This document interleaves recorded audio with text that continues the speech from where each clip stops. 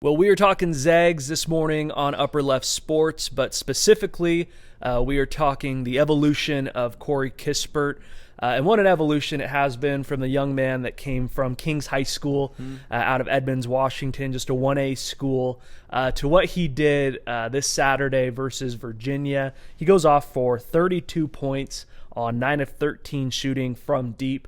And I'll tell you what, being able to showcase his talents on the national stage against a Tony Bennett defense has done so much just to show you how far he's come. Absolutely. I mean, we watched a guy on Saturday literally make himself millions of dollars. That is what a game like that does. You're on a draft radar.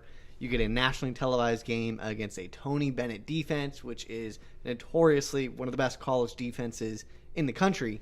And to do what he did, we've seen Corey Kispert now skyrocket up draft boards, and it's truly amazing. I mean, this is a guy coming into this game, was playing well, obviously, this year, was the leading scorer for Gonzaga, and we kind of wondered a little bit, how would this team react to the Virginia defense? Typically, you got to stretch that defense out a little bit, and tell you what, man, he did exactly that. You said it, 9 threes. That ties the Gonzaga record for threes made in a game, and we haven't seen a shooter like that obviously in a long time. So, to see what he did, it was really the team and Corey Kispert. He allowed that team to really run the way they did, beating Virginia. I mean, they were up 33 on Virginia before they pulled their starters.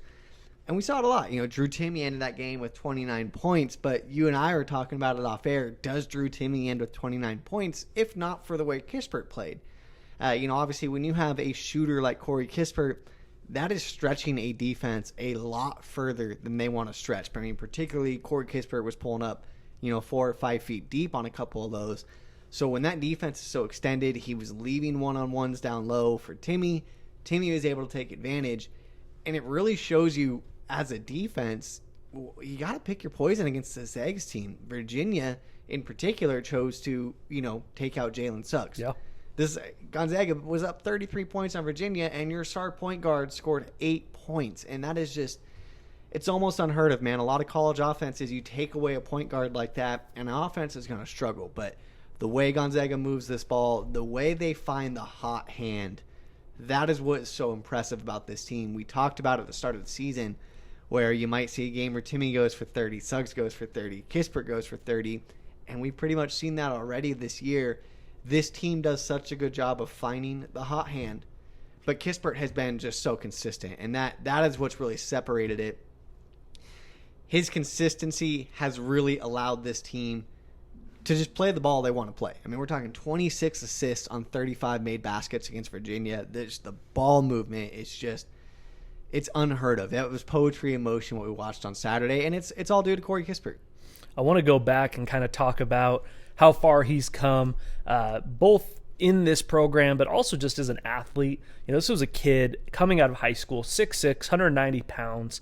He was actually very highly touted. I think that gets lost as a Zags fan in Spokane because he came out of a small school on the west side. I think expectations were tempered for him, but he was offered by Virginia, Notre Dame, Utah, Washington State. He was actually the number 87 ranked recruit in his class on the class of 2017. So this was a kid who nationally was highly touted. I think Zags fans weren't sure what to expect. And right away, his freshman year, he started his very first game. And I remember it. I remember being very surprised that A, he started, B, that he looked so ready to contribute. His freshman season, he started, I think it was the first 7 games before he had that ankle injury. Yep.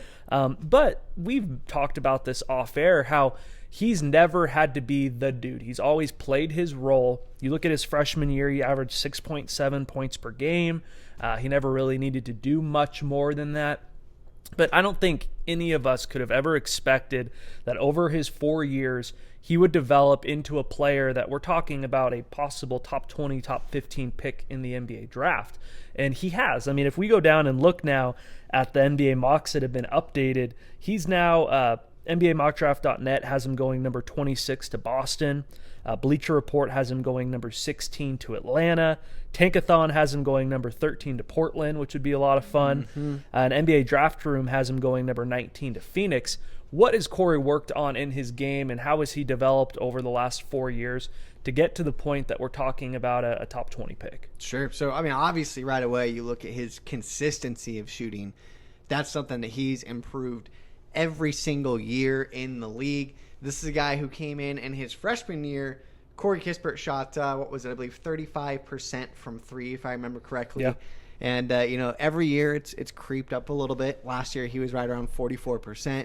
And this year, on 53-point attempts, Corey Kispert is shooting 52%. So right away, you talk about a guy who's worked on his consistency. He's put up the shots, he's put in the work, and become an absolute sniper on the edge.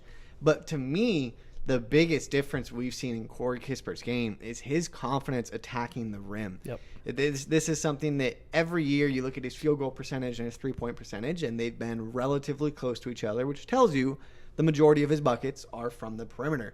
This year, you're 52% from the three-point line, and I believe it's 63%. 63% from the field. Yeah. So that is absolutely massive. He knows that defenses are going to key on his shot, and he's added to his game to take advantage of that. So now, if you want to close out on him, he's comfortable driving, he's comfortable finishing, getting and ones. We've seen him do that this year. And he can also kick it out to obviously any number of good players. We've seen his assists go up every game as well. But when you can be a sniper in college and add that ability to finish at the rim, when you have legitimate NBA wing size at 6'7" and 220, I mean, that is what makes NBA scouts just absolutely salivate and drool at the thought of you in their system. So happy for Corey because he really has. He's put in the work, being able to add 30 pounds of basically muscle, being and able not lose a step. lose a step and improve his lateral quickness. You Yeah. know, last year it looked like he wanted to get to the basket. He wanted to finish. He had a hard time. You know, the step was there, the finishing wasn't. And this year, we said in our season preview that for the Zags to be what the Zags can be this year, couple things. Corey Kispert needs to be the dude. We knew that Jalen would be a great player. I think he's far exceeded everyone's expectations. Absolutely. But Corey still needs to be the alpha, the leader of this team, and Corey needs to get to the basket. And so far he has. I think especially after a game like he had versus Virginia, it's very important that he doesn't settle into that shooter's role. We need to see Corey continue to get to the basket for him to be as efficient as he has been so far. But I think if you're an NBA team, another thing you like to see is that he's putting up these numbers alongside the potential number one pick in the NBA draft.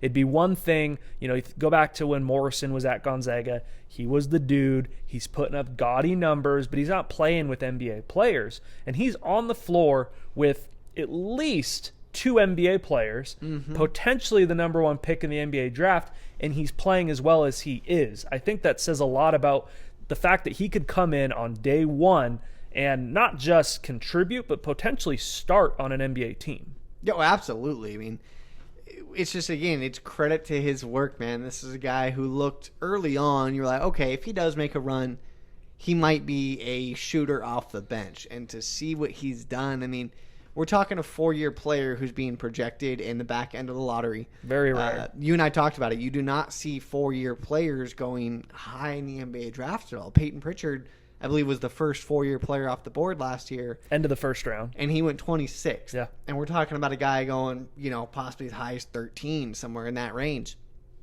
And you gotta ask why. And I think a large part of that is because of what Corey Kispert is doing. He has NBA size.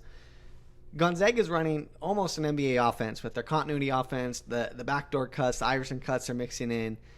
This is a guy now that scouts can watch and say, this guy is a plug-and-play player. You know what you're going to get. Absolutely. And you look at the guys who have been successful in the NBA after being drafted after 4 years, and, you don't get drafted at that point because of the, possibility of you being something else. Potential, yeah. Yeah, you don't get drafted on potential there. You get drafted because of production and the fact that they know that production will carry over. And that's hard to find out of a 4-year guy. But the NBA obviously is transitioning to embracing that three-point shot. We've talked a lot about different teams and how they've really soaked up the analytics of, obviously threes more than two.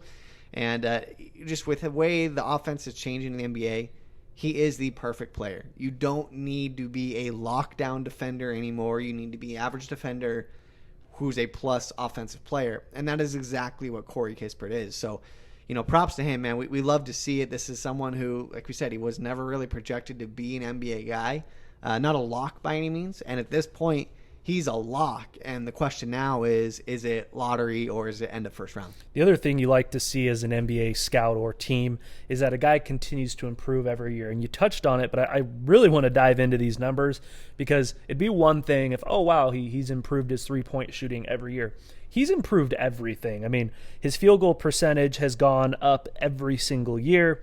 He shot 35% from three as a freshman, 37% as a sophomore, 43% as a junior. He's shooting 52% as a senior. Doubt he finishes above 50, but he's going to finish 45 plus from three. So you've seen improvement every year. Free throw percentage, freshman, he's shooting 66%. Go to his senior year, he's shooting 86%. Rebounds, he was averaging 3 rebounds a game as a freshman, 4.5 as a senior.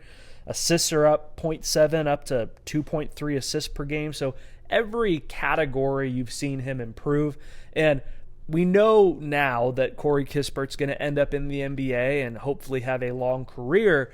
The other really exciting thing to talk about is we now have a legitimate discussion about Corey Kispert being the player of the year in college basketball. Oh, I mean, you have to talk about it. This is a guy who's one of the best offensive players in the country. Obviously, we talked about it earlier in one of our videos against Iowa. Luka Garza is probably still the favorite for the player of the year. But to me, when I look at the differences between those two players, I look at usage. Luka Garza is somebody who has a very high usage percentage on his team. That's the guy who shot 27 times against Minnesota just this last weekend. Corey Kispert shot, 15 times against Virginia, scoring 32 points. With several other NBA players on the floor. Absolutely. So it's a really intriguing argument that I think it's going to continue to be an argument at the end of the year. And, what we see a player do in March Madness could easily dictate that. And Corey Kispert is just a guy who's just set up for March Madness games. He is, the way he's playing this year, every team's got to have somebody like that who can take over in a March Madness game. And we see right now, we know who that player is on Gonzaga. And that's going to be a great argument to follow throughout the year and see kind of who progresses out of that between those two. But I'll tell you what, man, I mean, the way he is playing, he's going to get better through WCC play. But credit to Gonzaga. The IQ Gonzaga basketball players have is truly impressive. I think NBA scouts see it. They know that's why Gonzaga players can come in. They're going to grasp an offensive and defensive system in the NBA right away because they come from a complex system. And that's what allows these guys to be good. That's what puts them in positions to succeed. And tell you what, man, it's end of the year.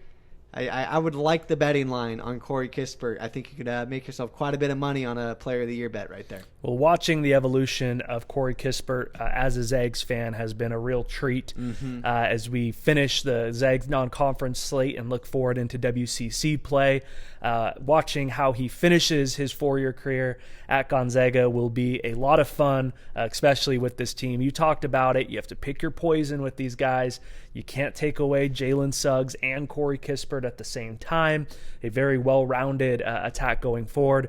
But props to Corey, what he's done in his 4 years on and off the court representing this program, as I mentioned, has been a treat. And can't wait to see what he does the rest of the season. And hopefully that finishes with hanging a banner at McCarthy Athletic Center.